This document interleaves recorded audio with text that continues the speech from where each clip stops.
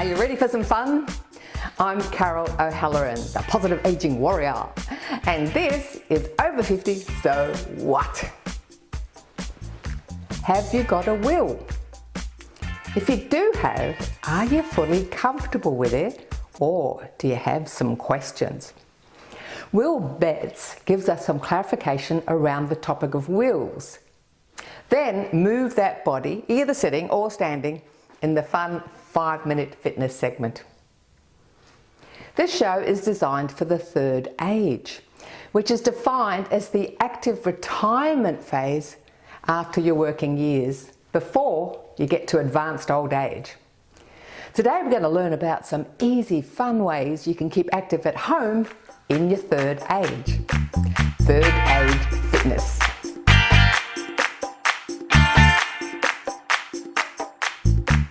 %58% of adults don't have a will, and some wills are contested. Today we're with Will Betts from PCLC at a free public forum on wills and power of attorney. Will is answering common questions from attendees and clarifying when do you need to change your will. We also find out more about the Peninsula Advisory Committee for Elders and how you might be able to help elders in your area. One question for Will, which will require a very brief answer, but then another one if I may. Firstly, you said 74% of contested wills are successful, but what percentage of wills are contested? In a more complicated sense, how far can one use PCLC in preparation of a will? I don't know the exact figure, but I would say it is much, much less than, I would probably put it in the 5 to 10% range. Now, just to expand on that 74%, the majority of that 74% relate to what's technically called testator family maintenance, which is where a family member contests the will to say, I did not receive a benefit when I should have or ought to have had. And I had a reasonable expectation that I would receive that benefit. And as I said, that's often successful because of the way that the will has been drafted. In relation to what PCLC can provide, generally we can provide advice in relation to drafting of a will, and we do not draft wills except for in particular circumstances where the person is in hospice, and that's generally in quite extreme circumstances. The reason for that is we are a free community legal centre. We have limited resources. In terms of drafting of a will, I would say that there are many, many solicitors that offer quite reasonable costs for the drafting of wills. Often they'll even come to your home, and as I said, there's a reason for that. There is, drafting of a will can allow for that person to then assist with the estate at a later stage, and that's where sometimes they'll be able to draw some of those funds from charging it to the estate. So it's always worth having that discussion. The cost. Listen, comparatively speaking, compared to many legal costs, you can have there are people that would draft a will for anywhere between $250 to $1,000. It very much depends upon the complexity of the will and the complexity of the estate. Another question I get asked often is, well, okay, I've spoken to my beneficiaries, I've spoken to my executor, well, now what do I do? Can I draft the will myself, or do I need to engage a solicitor?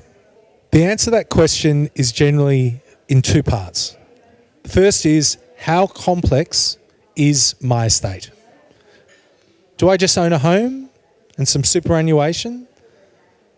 Perhaps then it may not be worth engaging a solicitor. It may be something that you can do yourself.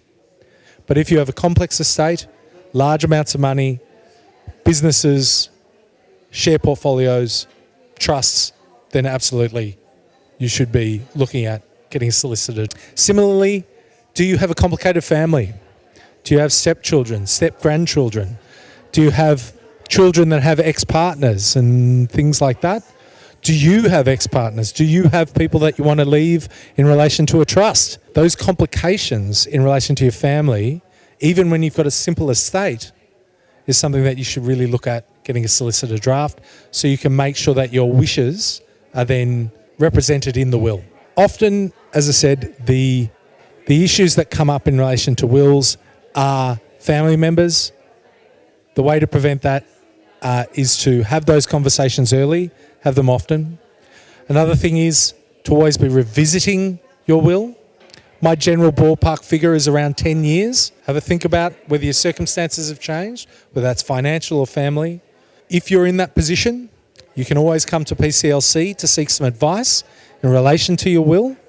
We are not in a position to draft wills for you, but we're obviously a very good free first step to perhaps decide whether you need to redraft your will, or what kind of questions you should be asking the solicitor that you do engage to draft your will in relation to the making of trusts, or how to make arrangements that support my wishes.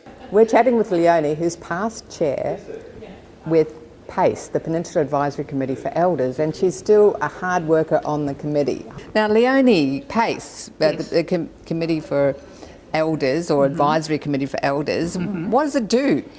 Well, basically we are a group of 13 volunteers who feel that as we get older we want to have some input into how we age on the peninsula and to age well.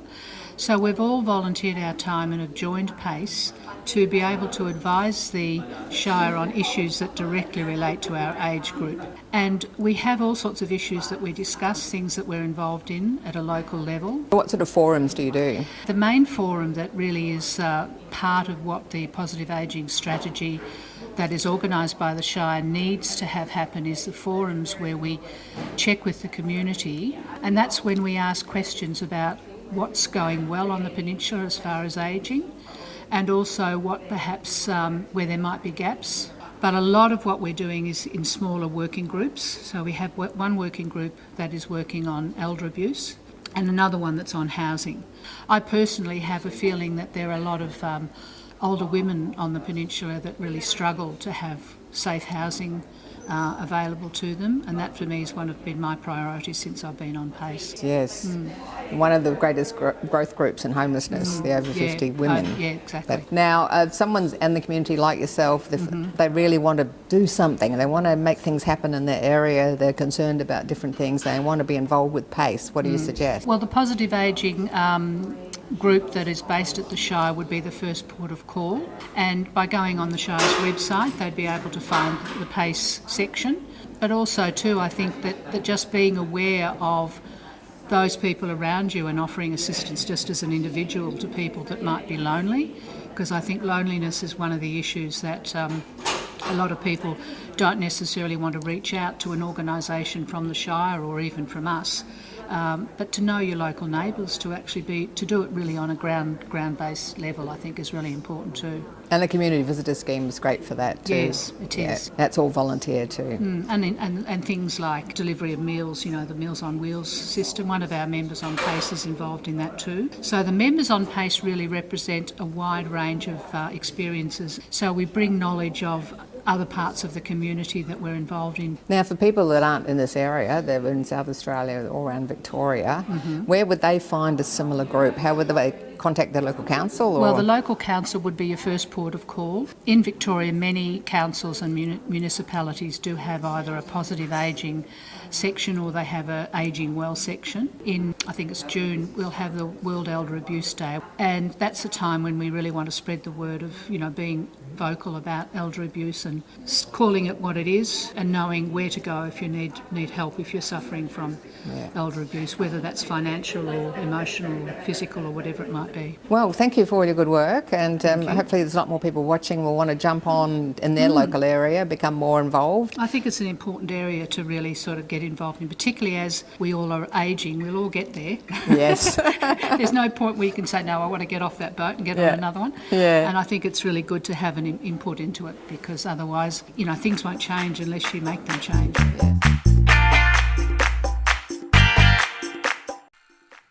Thanks for watching our TV show. Be sure to hit subscribe and then you'll never miss an episode. Jump on Facebook, join our group, get in on the fun, fitness, wellness and inspiration. I'm Carol, over 50. So what?